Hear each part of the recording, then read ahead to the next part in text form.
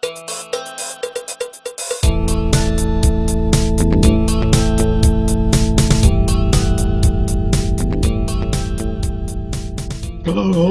little Zoom ladies on the job. Hello and welcome to Experiment 72. I had to check. Yes, Experiment 72, where Joseph will once again pontificate on things he needs to know, to learn.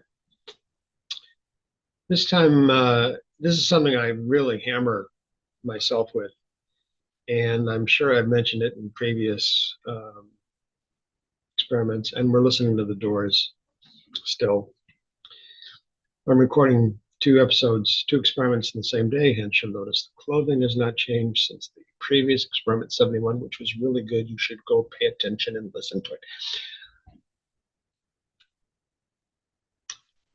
Hey, if you can't promote yourself, you can't promote anybody, right?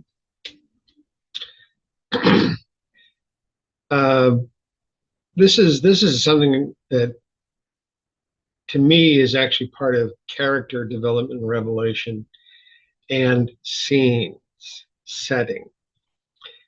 The example that I have very often used is in the original Alien movie, when Sigourney Weaver was a kid. Back in the 70s, I think this was. Maybe the 80s? No, I think it was in the 70s. There's a scene in there where I believe it's after they're all just waking up from cryo sleep of some kind. And they're all sitting around a table having coffee and breakfast. And they're all bitching about their job. They want to get paid more. They're going to do this, they're going to do that. Management sucks, blah. It's a truly great scene because anybody who goes to see that kind of movie has sat around a lunch table, a breakfast table, a bar with their coworkers and bitched about management, bitched about their job, and bitched about salary and not having enough money. What this is the normal. This is relatable. Yeah, you can get into those characters because you've been there. You understand what they're experiencing, what they're talking about. It's relatable. You have been there. You are with them. Great. Relatability, excuse me, causes believability. The fact that you or I or whoever has been in those situations and we can relate to what they're going through, what they're talking about, means we believe them as characters. Whatever they do, we're going to be there with them. Okay, great. Yep, we're there. We're there because we've been there too. So when you have believability, when you have relatability, you have believability. What happens when you have believability? You, as the reader or the viewer, become vested in the characters. They become important to you because they are you. They're just like you. For those of you who have been in some form of 12-step meeting, if you find those useful, great.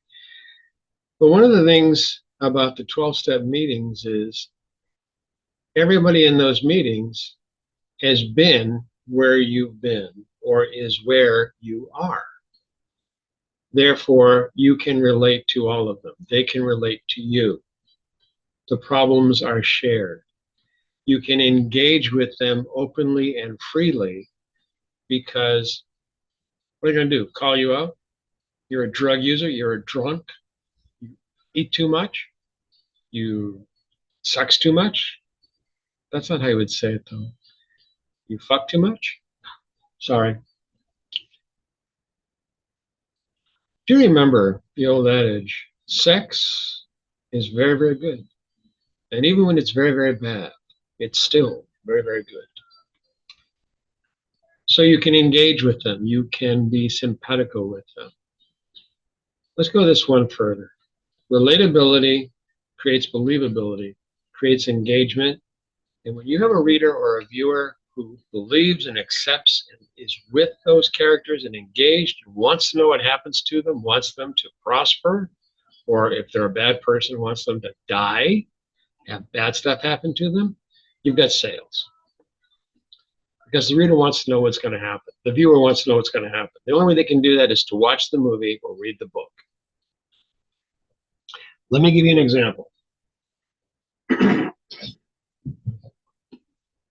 From The Augmented Man, which you should all have copies of. And I know I've used The Augmented Man as an example before, but I'm going to do it again because it's my book and I can do such things. 1 April 2053, Circus. I'm reading the very beginning of the book. Trailer closed his eyes and sat at the end of the bar where the cigarette burned cheap black Formica countertop met the wall. You may never have hung out in bars, but you're familiar with what a bar is. You know what to expect in them. You have a sense of them. And I've given you enough information. He's at the end of the bar with a cigarette burned. This is not a high-class establishment. Cheap black Formica countertop met the wall. This is a rather scuzzy place. He eased himself onto the last stool, tucking into the corner in the dim light, a spider hiding out of sight at the edge of its web. Okay, so not only is he in this dingy bar, which you may or may not have been in a dingy bar, but you can relate to it. You can understand it. He's trying to basically hide in there. He's in the last stool at the end of the bar. He doesn't really want people to know he's there. You've ever had that feeling before where you just didn't want to be bothered by anybody? You didn't want people to know you were there.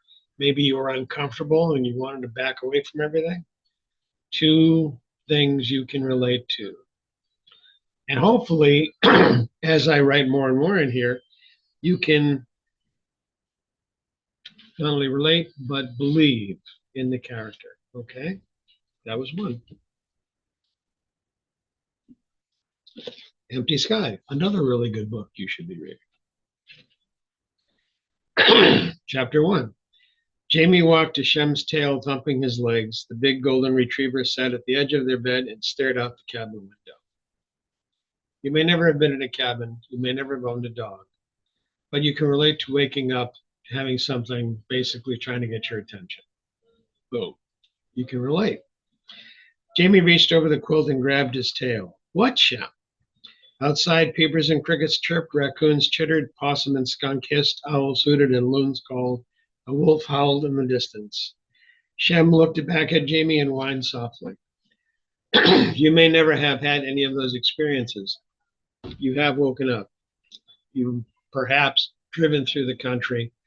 You perhaps have heard those sounds on a movie or on a record or podcast or something.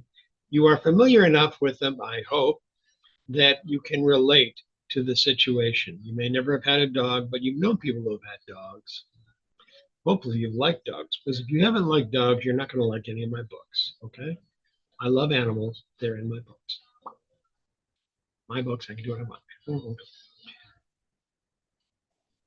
So whether or not you've had these experiences that Jamie is having, you can at least share some of what's happening to him and appreciate it and relate to it. Therefore, you can believe in the character. You can believe somebody's waking up.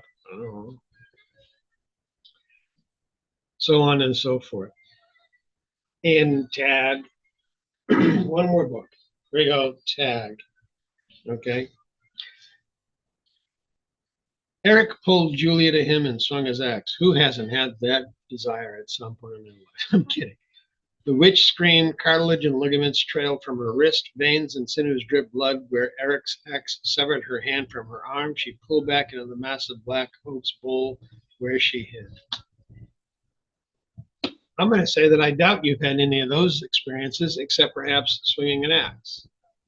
An experience you may have had, however, is being threatened in a wood by something.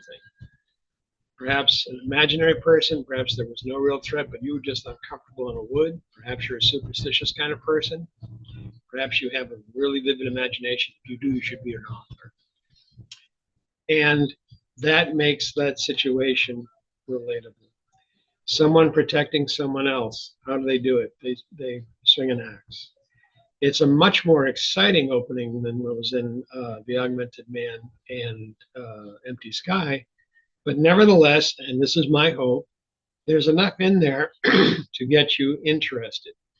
One of the other things I do is put you in a familiar setting, I hope. And in that familiar setting, again, relatability. What we're doing is taking the normal and the regular and quickly putting it into the unnormal, unregular world. And if I can get characters, if you, as an author, if you can get the reader locked into the character and you believe that character and believe that situation they're in, you can take them to any place you want to go. Unreal, uncharacteristic, odd, bizarre, fantastic places. It is something that I have to practice to do. I can't say that I do it all the time, but I work hard at it. And I offer it to you. Hopefully that's useful to you. Thank you. Bye-bye. And remember, relatability to believability to engagement to sales. Take care. Bye-bye. Found the button.